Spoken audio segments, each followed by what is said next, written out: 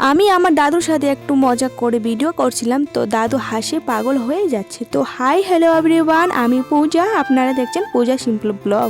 তো ব্লগটা আমি অনেকদিন আগেই করেছিলাম, কারণ হচ্ছে আমি এডিট করিনি বলে তার জন্য পোস্ট করিনি। কয়দিন থেকে আমার শরীরটা প্রচন্ড খারাপ, কিছু খেতে ইচ্ছে করছে না, কিছু ভালো লাগছে না, শরীরটা শুধু ভারী ভারী লাগছে। কি বন্ধু, তোমারও কি আমার মতো এরকমই লাগছে বলো তো? যেমনি চৈত্র মাস পড়েছে আমাকে কিচ্ছু ভাল লাগছে না, আমারও মতো কি তোমাদেরও ভাল লাগছে না? অবশ্যই একটু কমেন্টে জানিও। হ্যাঁ, তো আমি গিয়েছিলাম একটু মার্কেটে কিছু জিনিসপত্র নেওয়ার জন্য, তারপর চলে এলাম বাড়ি। তো বাড়ি এসে দেখি যে আমার দাদু আমাদের বাড়িতে চলে এসেছে একটু বেড়াতে। তো বলছে তোমাকে একটু দেখা করতে এসেছি। আমি আমার দাদুকে বললাম আমার সাথে দেখা করতে এসেছো, তাহলে একটু আমার সাথে ফটো আর ভিডিও করে নি। তো সেই কথা শুনে আমার দাদু তো একবারে হাসিয়ে পাগল হয়ে যাচ্ছে। তো বন্ধুরা, দাদু আর নাতির মধ্যেই তো হাসি মজাক চলবে, তাই না? তো এই কথা নিয়ে কিছু কেউ খারাপ কমেন্ট করবে না, কেউ খারাপ ভাববেও না, ঠিক আছে? আমার দাদুর সাথে আমি একটু হাসি মজাকই করছি। তারপর দেখি আমার ভাই আমার সামনে চলে এসেছে, ওকেও নিয়ে নিলাম ব্লগে। আর জানো তো বন্ধুরা, আমার ভাই শুধু সারাদিন ফ্রি ফায়ার নিয়ে পাগল, এত পাগল না কি বলবো তোমাদের, খাওয়ার কথা ভুলে যাচ্ছে। কার কার ভাই আছে এরকম আমাকে কমেন্টে জানিও তো।